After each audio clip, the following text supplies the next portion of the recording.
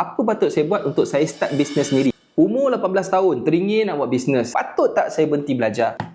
Hukum-hukum hakam ataupun advice untuk adik-adik yang tengah pening sekarang ni, sebab tengok orang-orang power ni semua berhenti belajar. Apa patut kena buat, guys? Saya sendiri pun waktu umur 18 tahun, saya start buat bisnes printing dan sebagainya. Tapi ini advice, kalau saya boleh patah balik masa, nombor satu adalah please habiskan belajar.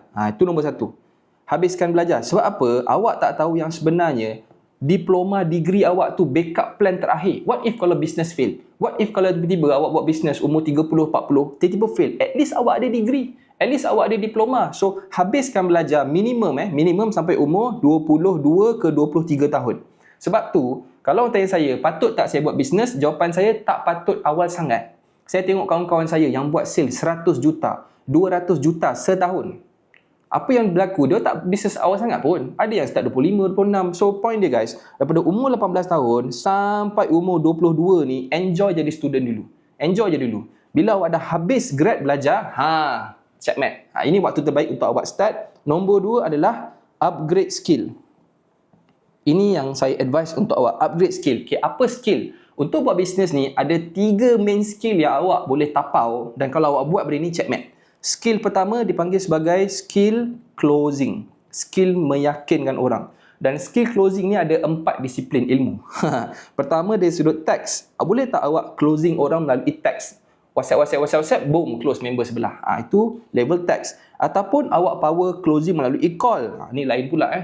Hello, Assalamualaikum. Boleh tak saya dapatkan 5-6 minit untuk saya curi masa tuan? Itu skill macam mana nak buat call. Sama ada permission call ataupun call calling.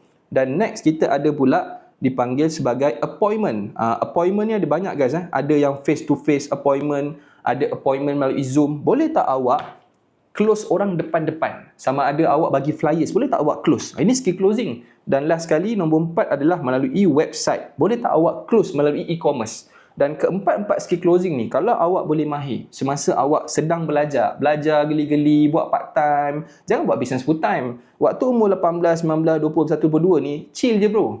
Awak jual je barang geli-geli, buat website secara percuma ke, kumpul profile dulu. So, asas skill. Maksudnya jangan buat business lagi umur 18, 22 ni. Asas skill. Okay, ni skill yang pertama.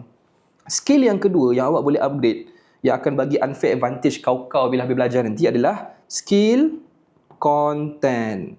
Ini pula lah macam mana awak nak buat content. Content ni pula ada 4 content yang awak kena belajar. Content nombor 1 dipanggil sebagai content branding. Macam mana awak nak highlight brand awak. Ni content branding. Dia tak FYP sangat lah content ni. Tapi dia penting untuk bakal customer.